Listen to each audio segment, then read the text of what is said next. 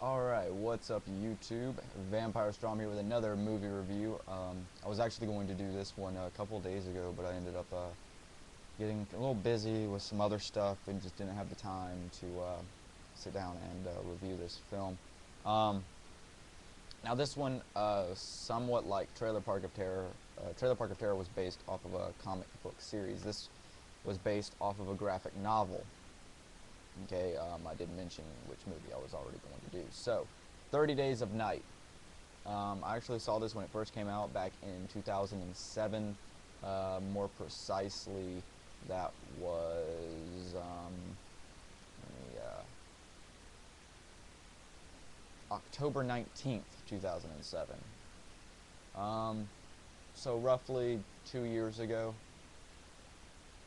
2 years and 3 days ago, about when it came out.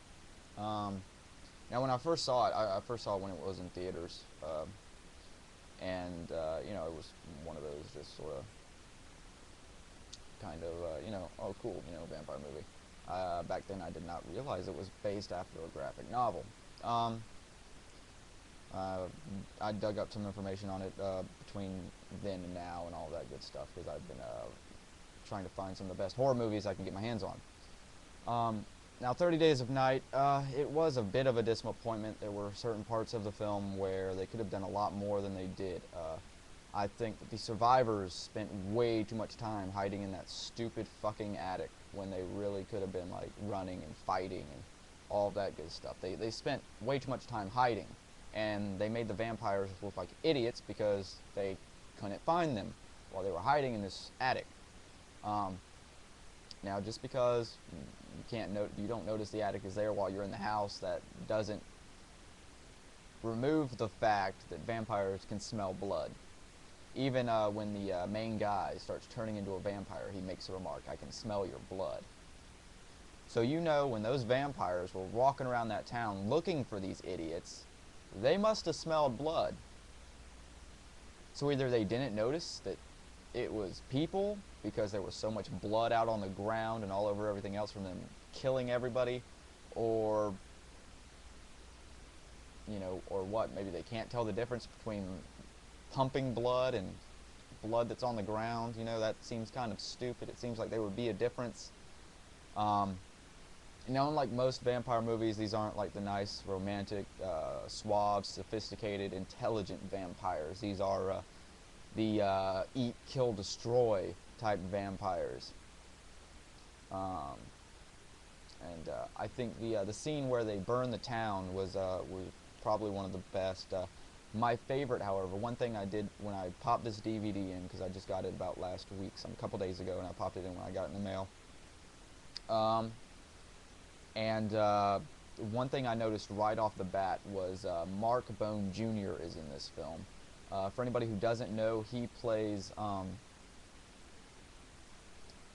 it, I just lost me. Yeah, okay, he plays Bobby Munson on Sons of Anarchy, the TV series on FX. He was also one of the corrupt cops in Too Fast, Too Furious.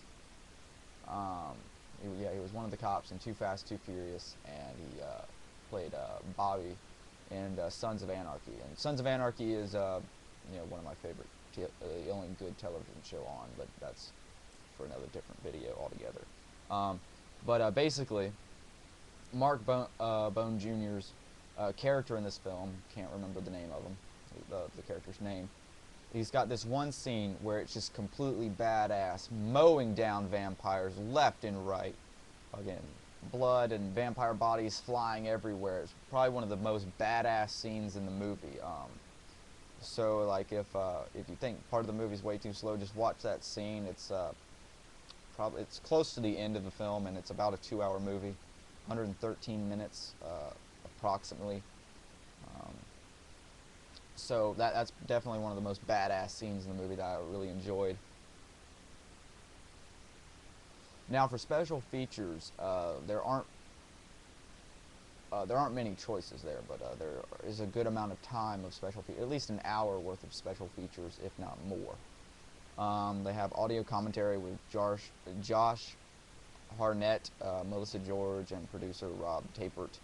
There are 8 behind-the-scenes featurettes, which are really good. They show you pre-production, building the Barrow, which is the town. Barrow, Alaska is where this takes place. The look, blood, guts, and the nasty shit, stunts, the vampires, night shoots, and the casting. They also have episode 1 of Blood Positive, which is some anime. I think that's how like Blood Hunter D got started or something like that. I don't know. I don't really watch anime. I tried watching that special feature, that episode, and I just sort of lost interest really fast. I don't like anime. Not much of a cartoon fan. But yeah, 30 Days of Night. Check it out. You know, I mean, it might not be one of your favorites, but it's a nice gory movie. It's not as scary as it could have been. It's not it's really not as good as it could have been either. It does move. It moves fast-ish. But there's just so many parts of the movie where you're like, well, why the fuck are they doing this, or why aren't they doing this? And you know, if they kind of spent a little bit more time writing it, they tried to stick to the graphic novel. Apparently, I've never read the graphic novel. I should probably pick that up and see how much better it is than the film. But they could have done a lot more with it, and hopefully they will in the sequel that is in development right now.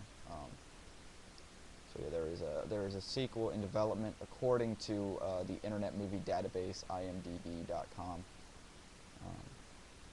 So I'll be looking out for that next year, and hopefully they do a better job on the sequel than they did this one. Hopefully it's not as slow moving, and they do a lot of better job. But anyway, you know, vampirestrom, another movie review.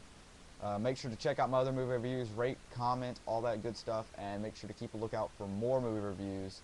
Not sure if I'll be doing any more this month or not, but keep a lookout just in case.